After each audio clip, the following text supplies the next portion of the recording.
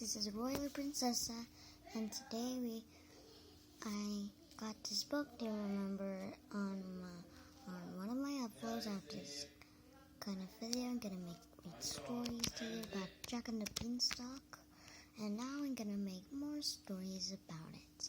Now let's see. Of course, we're gonna read the first. We're gonna read The Thunder God Gets Married. I know what that's all about. But let's just read it. Okay, it's page 12. Let's see.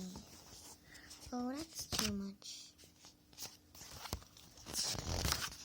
Here, the Thunder God Gets Married. A Norse legend.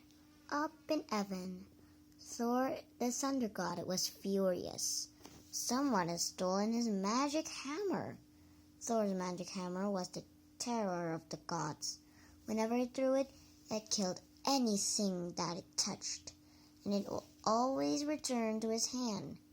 It was perhaps the most deadly weapon that the god possessed to protect them against their enemies, the giants. Now the raging Thor's roaring sounded like the clouds were clashing together. His face was so black with anger, sent a dark shadow over the whole sky. As Thor grabbed blazing light bolts and hurled them, the mischief maker god Loki came nervously to see him. "I have good news, my angry friend," Loki explained. "I've used my cunning to find out that the giant Thrym who has stolen your hammer. He has agreed to give it back on one condition, that he has the most beautiful of all the goddesses, Freya, as his bride." The Thunder God's sulky face brightened a little, and charged off to find Freya straight away. "Put on your best dress, Freya," Thor boomed, throwing open her wardrobe drawers. "You have to marry the giant Thrym so I can get my magic hammer back." Freya's eyes flickered with cold fire. "Excuse me, Thor," she said calmly. "Would you care to repeat that?" "You have to marry the giant Thrym so I can get my magic hammer back," the impatient Thunder God cried at top speed. Freya stood glaring, her hands on her hips. "Firstly, Thor, as goddess of beauty, I don't have to do anything." Thor's face reddened. Secondly, Freya continued, "I wouldn't marry that ugly monster Thrym if he were the only creature left in the world." The ashamed Thunder God hung his head. "Thirdly," Freya finished, "it's your problem, so you sort it out." "Sorry, Freya," Thor mumbled, shuffling about a bit. Then he turned and stormed back to Loki. The two gods sat down glumly and racked their brains to come up with another way to get back the hammer. "How about," Thor started to suggest. Then he shook his head. No good." "What if," Loki began, and his face fell. "No, it would never work." It looked as if Thor's magic hammer would have to stay in the land of giants forever, until the god Heimdall had an idea. "That's absolutely out of the question," Thor thundered. "Outrageous," Loki squealed. "I'll never do it." "Well, you come up with another plan then." Heimdall laughed, knowing that there wasn't one. That night, the giant Thrym was delighted to see a chariot with a bride and bridesmaid in it, rumbling up to the castle. "It's Freya!" the gormless giant gasped with delight. "I shall gladly give back Thor's magic hammer in return for the most beautiful wife in the world." The overjoyed giant commanded a magnificent banquet to be prepared and his guests to be sent for at once. But Thrym wouldn't have been so overjoyed if he could have seen what was underneath the veils of his bride and bridesmaid, the angry, highly embarrassed faces of Thor and Loki. As it was, the giant was far too excited to notice how big and clumsy the bride and bridesmaid looked in their frilly dresses. Thrym didn't take in that the woman had low, gruff voices and huge, hairy hands, and he hardly thought twice about the way Frias weighed down 2 whole barrels of beer and ate an entire roast ox. When the guests had eaten and drunk their fill, the beaming Trim stood up to make his speech. "My wife and I," he began, blushing bright red, "would like to thank you for celebrating this happy occasion with us.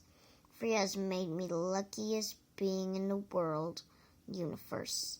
And now I will keep my word and give back the magic hammer I stole from that ugly thug of the Thunder God."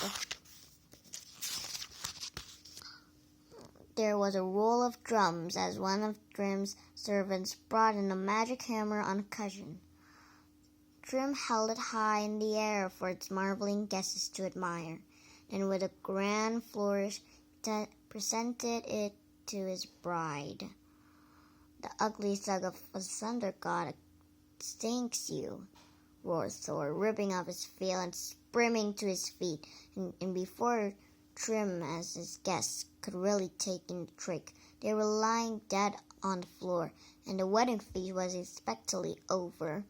All the gods were truly relieved to have the magic hammer back in Thor's hands in heaven, where it belonged.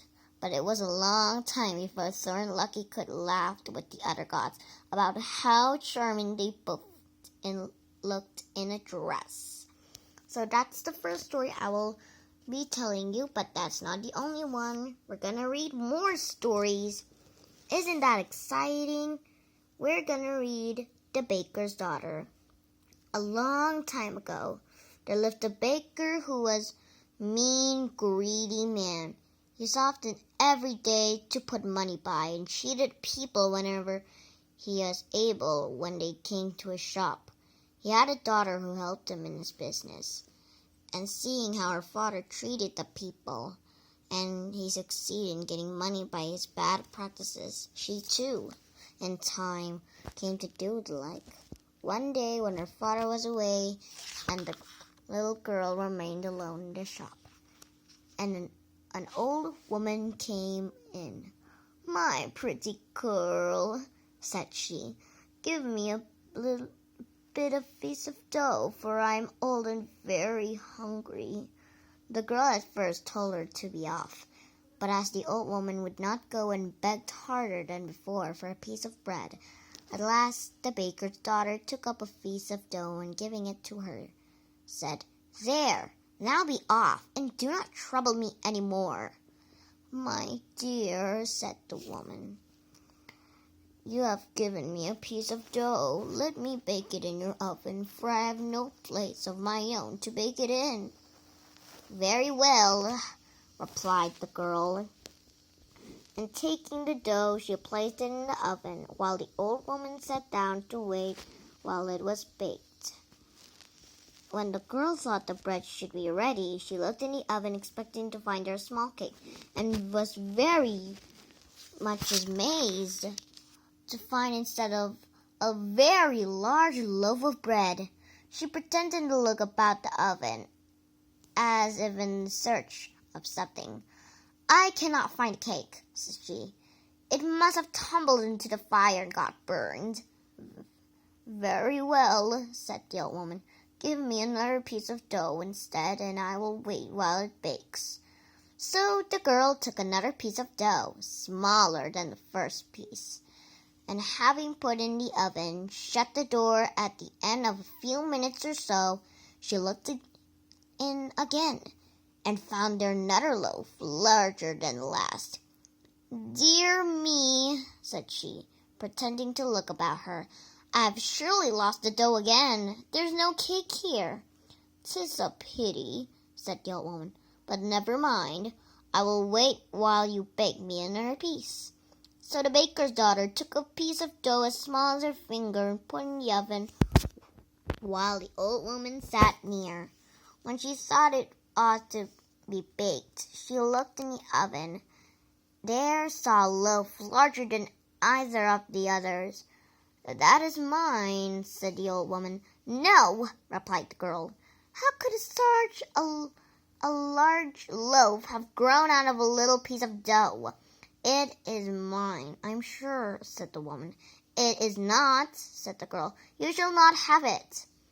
Well, when the old woman saw the girl would not give her the loaf, and saw how she had tried to cheat her, for she was a fairy, and knew all the tricks that the baker's daughter had put upon her, she drew out from under her cloak and stick, and just touched the girl with it. Then a wonderful thing occurred, for the girl became all of a sudden changed into an owl, and flying about the room at last made for the door, and finding it open she flew out and was never seen again. We're gonna read more stories. The Clever Apprentice. A shoemaker was engaged an apprentice.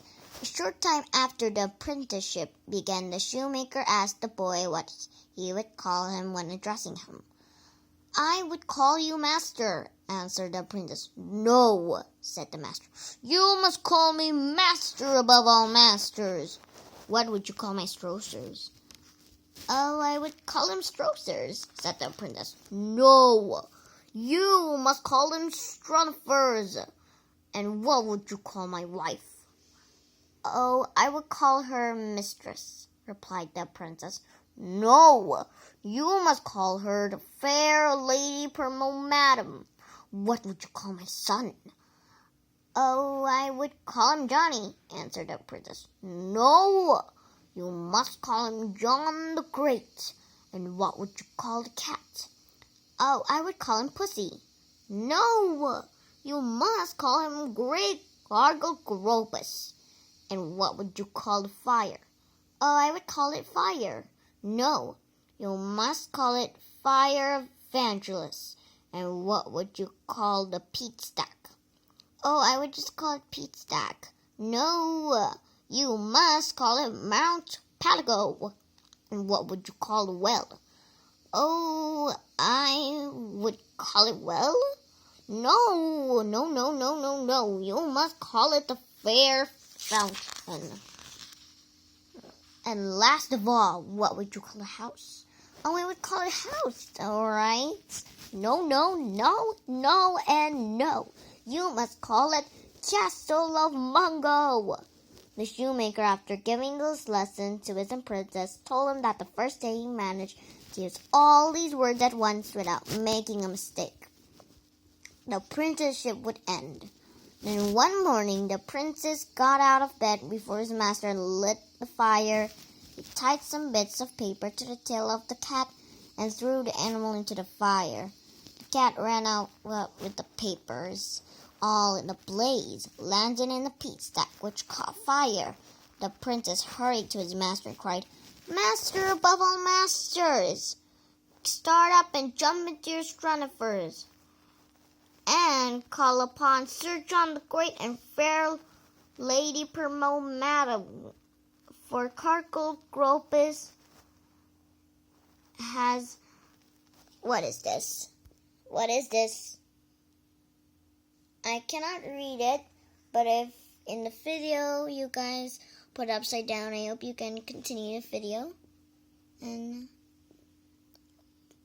to Mount Podgo, and if you don't get help from the fair fountain, the whole of Castle Mungo will be burned to the ground. So there's our story. So I will see you in my next video, and I will give you 3 more videos that will have the story of the fairies and the envious neighbor. Just kidding, we're gonna read 4 stories in every video. Let's see. The fairies and the envious neighbor. Once upon a time, there was a man who, after getting lost in the dark, sheltered in a trunk of a hollow tree. In the middle of the night, a large group of fairies appeared, and a man peeping out from his hiding place was frightened out of his drink, sing, and dance. The man, wanting to join in the fun, forgot all about his frights and crept out of this hollow tree to join in.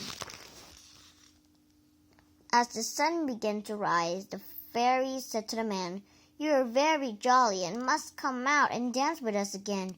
Promise us."